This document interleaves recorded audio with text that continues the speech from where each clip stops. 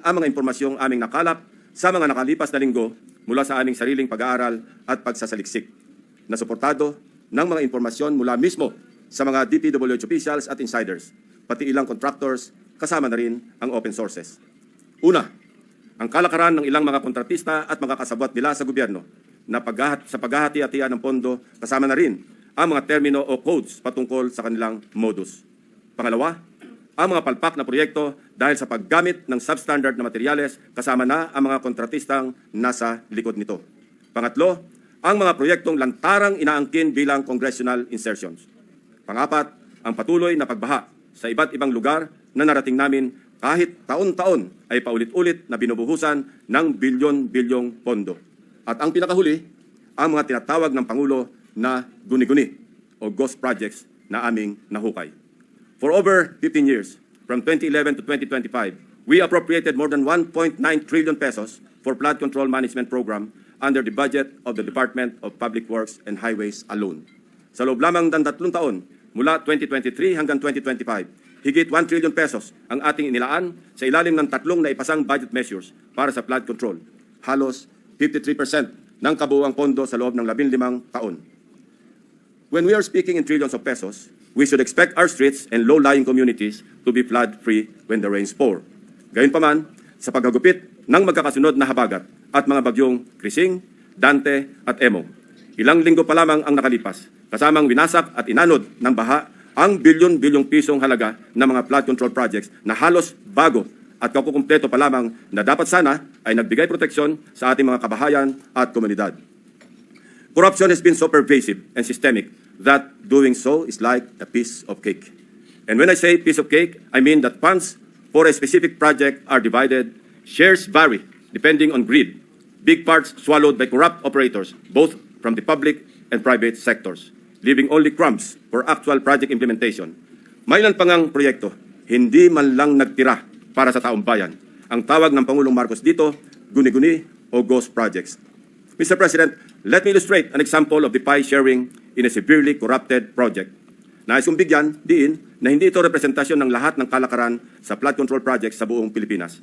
While the pillaging pattern is relatively the same, the pie sharing varies depending on the level of greed.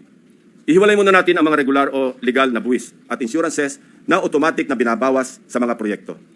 5% value-added tax, 2% withholding tax, 1% para sa bonds and insurances at 1% materials testing. Ibawas na rin natin ang allowable contractor's profit na 8 to 10%. Halimbawa, sa 100 million piso na pondo para sa flood control project, kung ibabawas ang maximum allowable deductions, nasa 82 million ang matitira para sa proyekto. Pero hindi pa rito nagtatapos, Mr. President. Kakatayin pa ang budget para sa mga lagay, commissions, SOPs, at iba-iba pang terminong binubuo para sa shares ng mga korap. Sa mga halos magkakaparehong impormasyon na aming nakalap, ganito kagarapal ang sistema sa hatian ng isang maanumalyang proyekto. 8 to 10% para sa mga opisyal ng DPWH. Swerte na daw kung pumayag ang district engineer na 6% lamang ang parte niya. May extra 2 to 3% pa na parte ang district engineering office kung may sosobra sa contractor's profit. Na-compute na rin kasi ng District Engineering Office ang tutubuin ng contractor mula sa project at sinisiguro na nila na sosobra ito sa allowable profit para mayroon pa silang kukubrahin. Ang tawag nila rito, reseta. Reseta dahil ang presyo na itinakda ng District Engineering Office ay nakasulat at napagdesisyonan na. Parang gamot, Mr. President, lulunukin na lang ng contractor. 5 to 6% para sa mga miyembro ng Beach and Awards Committee or BAC. 0.5 to 1% para sa COA. Mr. President, meron pa ngayong tinatawag na passing through or parking fee na aabot sa katumbas na 5 to 6% ng pondo. Ito ang tinuturing na royalty, ang tawag sa lagay na ibinibigay sa politikong may kontrol sa distrito kung saan i-implementa o itatayo ang proyekto. Lo and behold, Mr. President, 20 to 25% ang karaniwang napupunta sa funder o project proponent na politiko. Mr. President, ang matitirang pondo para sa pagpapatayo ng proyekto ay napakaswerte ng umabot sa 40% o 40 million pesos alisunod sa ating halimbawang 100 million pisong pondo para sa proyekto. Mr. President, there is an evident pattern of this nasty distribution of public funds among crooks. Ito ay base sa mga case studies na aming pinuntahan at masusing inimbestigahan sa iba't ibang dako ng bansa, partikular sa issue ng flood control. Hindi na namin sinama sa aking presentasyon ang mga naikutan at ibinunyag na ng Pangulo. Ang malinaw na malinaw. Halos pare-pareho ang pattern kung paano minamasaker ng mga kawatan ang pondo ng bayan. Nauna na po itong iniulat ng ating Pangulo noong nakarang linggo. Nang banggitin niya ang mga items na pare-pareho ang contract cost sa kabila ng pagkakaiba-iba ng specs, disenyo at haba ng proyekto. Panoorin po natin ang video. Pag sinabi, may 50 project, pare-pareho, 150 million lahat. Pare-pareho lahat. Imposible yan. It is impossible for one barangay, even if they are the next barangay, to have the exact same project to the exact same amount with the exact same contractor. Imposible yan. Sa parlance po na ang nakakaalam lamang ay ang mga kasali sa gulangan sa pondo. Ito po ang tinatawag na distinct.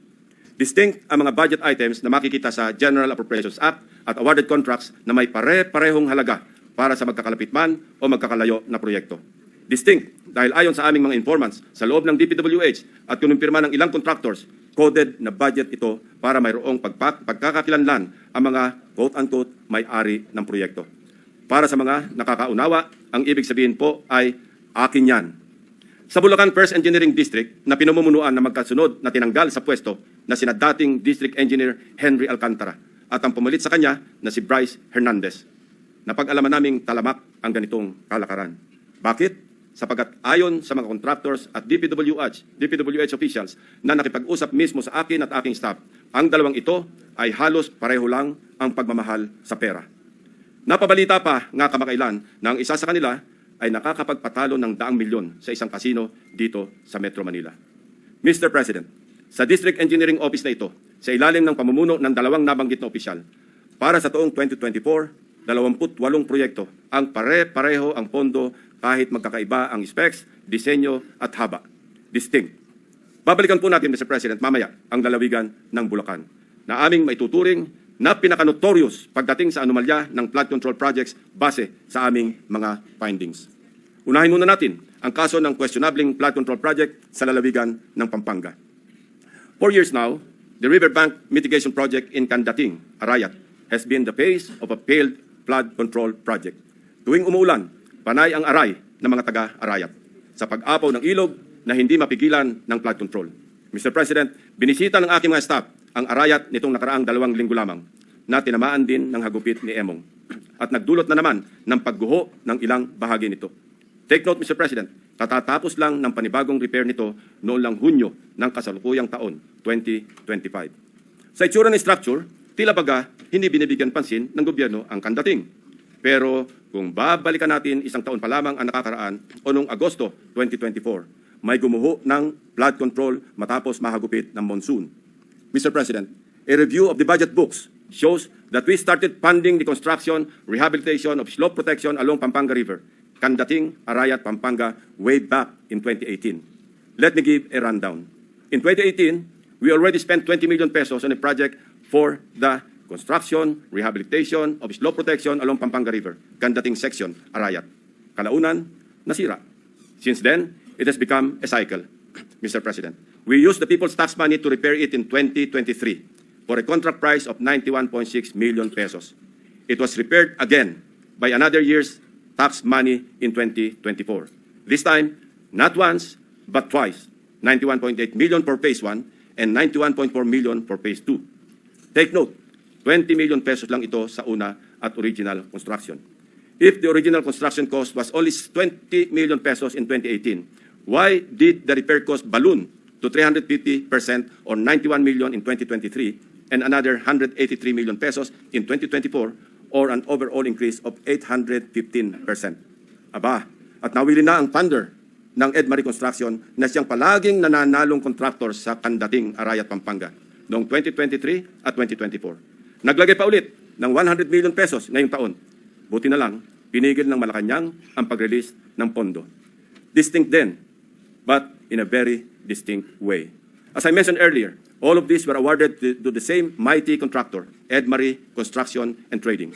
In total, Edmarie bagged 274.8 billion pesos in taxpayers' money for the rehabilitation and repair of Candating na tila hindi nagsasawa sa carry repair.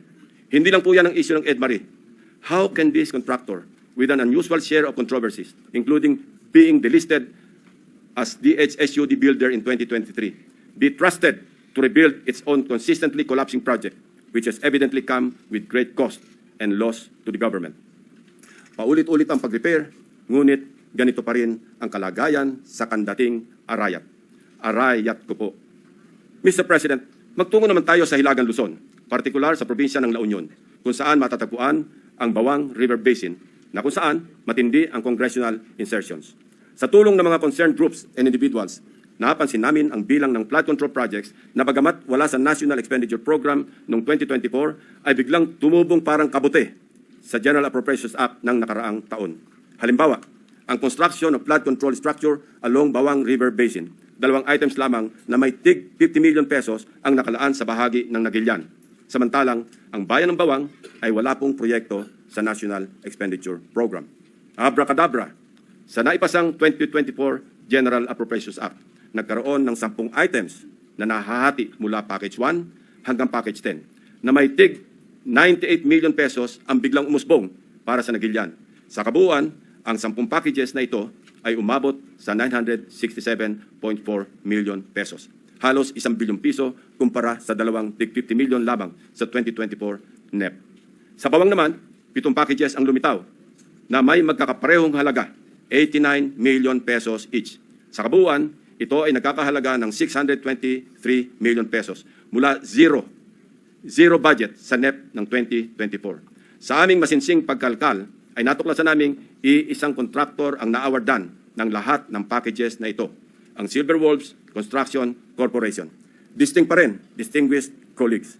Ito ang nabanggit kong pork barrel insertions kanina, Mr. President. Meron pang mas matinding congressional insertions, ipapakita ko sa inyo. Baco at Nauhan, Oriental Mindoro. Aguila, congressional insertions. Mr. President, when flood control projects fail to stand against the tides, we are compelled to question the feasibility of the project and the technical capacity of the contractor. But what if an elected congressman or a political group claims ownership of the project? Is it not both proper and necessary to scrutinize their motivations and examine the extent of their involvement, and perhaps to hold them responsible? This explains the logic why I am insisting to make transparent the identities of the proponents of the insertions from the House GAB, Senate version, and all the way to the BICAM. If they claim something as theirs, should they not also be accountable for its failures? Mr. President, I raise the question because of the evident congressional banners we observed alongside many projects in Nauhan and Baco, both in Oriental Mindoro. Bilang halimbawa, in Barangay Burbuli, Baco, Oriental Mindoro, one banner reads, Congressional Project, Construction of Flood Control Structure along Barangay Burbuli, Alag River, Baco, Oriental Mindoro, Aguila, Aksyon, Gobyerno at Inisyatibo sa Larangang Lehislatura. This project, awarded to Silver Wolves Construction Corporation again, is worth 95 million pesos. It is an ongoing project to be completed in December 2025. This project is so important that it can turn stones and get funding approval under the unprogrammed appropriations of the 2024 national budget. This prods us to dig deeper into the web. And as they say, social media is a great resource of evidence, which lawyers fondly call testimony against self-interest. In one Facebook post, we discovered a congressional representative showcasing his midterm accomplishment report covering the period from June 30, 2022 to December 31, 2023. He openly lists projects, hold your breath, funded by his office. I repeat, funded by his office, including flood control and river protection initiatives.